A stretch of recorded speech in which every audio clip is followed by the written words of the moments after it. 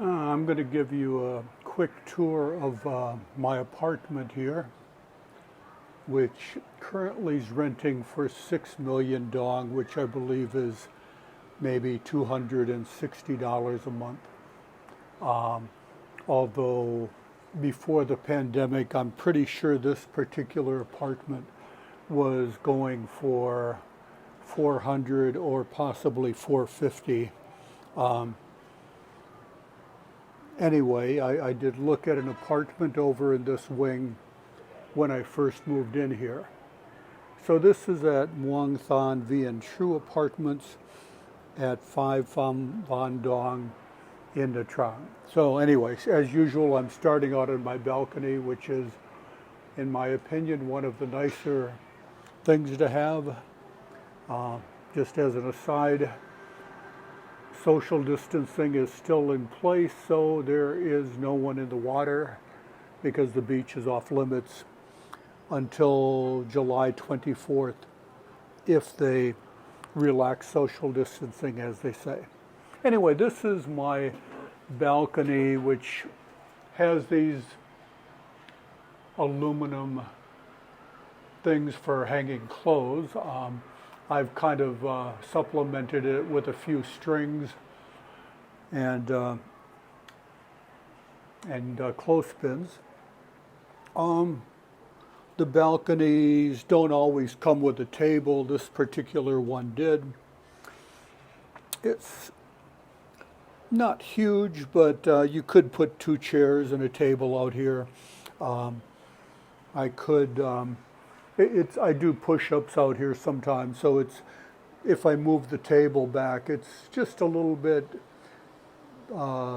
bigger than I would take up doing push-ups. So now we're walking into the kitchen, and it's got quite a nice stove set up. No oven, but it has this electric stove. The counter is all glass, and also the walls are covered in glass. So it's really quite easy to clean. Typical sinks here have only cold water.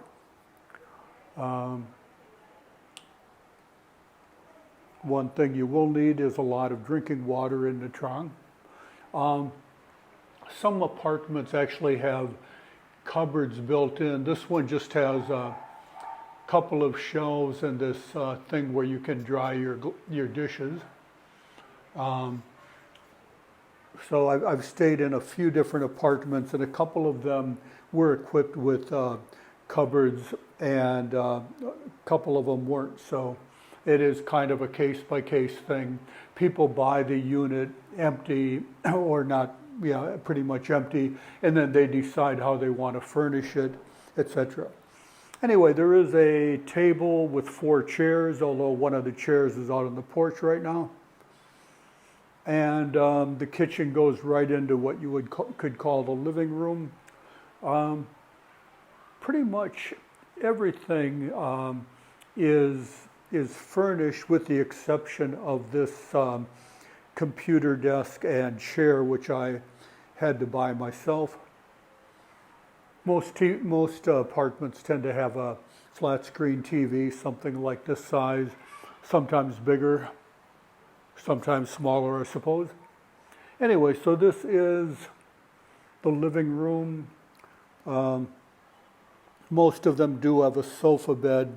I believe this thing could be turned into a place for someone to sleep. The fan wasn't included in this apartment, but it was one of the first things I bought because I prefer fans over air conditioning. Here's the smaller bedroom. I guess this is probably called a queen size bed. There's not a lot of room in it. Well, it's not bad. There's room for the bed and a little bit of space on either side of the bed, and they all tend to have, I guess you'd call this a wardrobe. All of the rooms do. And I'll get to the other bedroom right away. This is I guess you could call it the master bedroom. And well, just for kicks, I will show you the inside of the wardrobe. Um,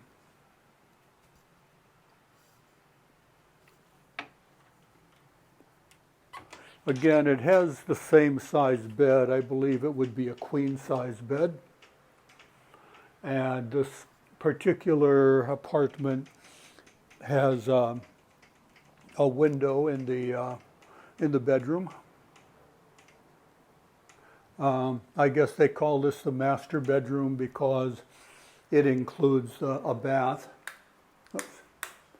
And some of the apartments will actually have a toilet in each room.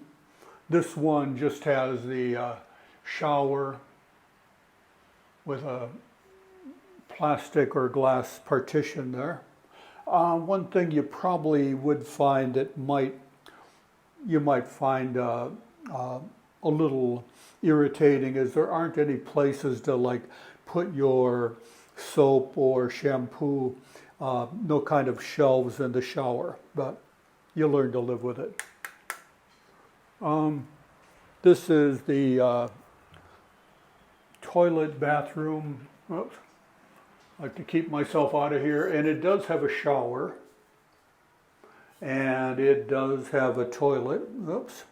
And I tend to just use this bathroom as the toilet rather than having to walk on wet floors all the time. So anyway, that's a quick view of this apartment, and it's on the 30th floor of a 40-floor building. 6 million dong is the rent now. Probably would be 8 to 9 million post-pandemic.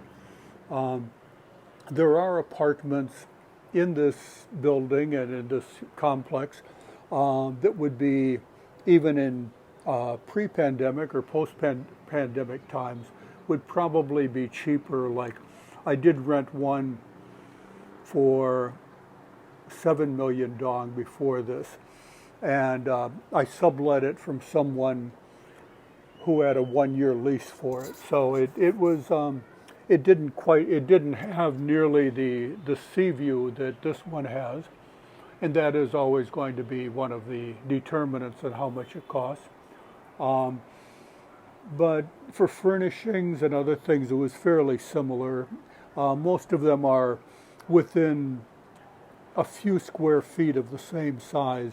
I believe the front ones facing the sea and also the corner ones tend to be a bit larger. But at least in this building, mostly you're looking at 2-bedroom apartments. I think there are some units that maybe are only 1-bedroom apartments, but basically this building seems to pretty much focus on having the 2-bedroom sized apartments. Furnishings vary a wee bit with the apartment. Generally, the furniture is relatively new. Since I don't know how many years old this building is, but I imagine not so many years old, and I think most people probably bought their units around the same time and furnished them at the time. And as I say, the interior can vary a little bit with shelving, cupboards, things like that. Some are pretty basic. Some have a bit more of the shelves or cupboards and things like that.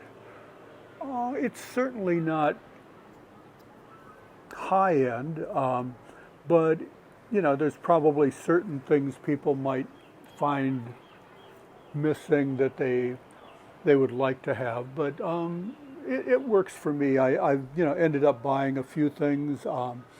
Oh yeah, I should mention the apartments do come with, in general, with bedding. and generally at least a couple of towels.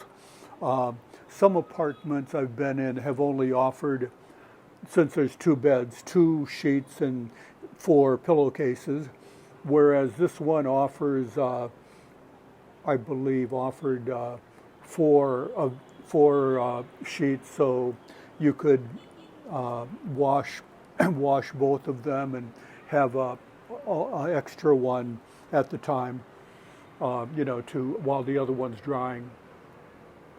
Um, so anyway, that's kind of my take on this particular apartment. Um,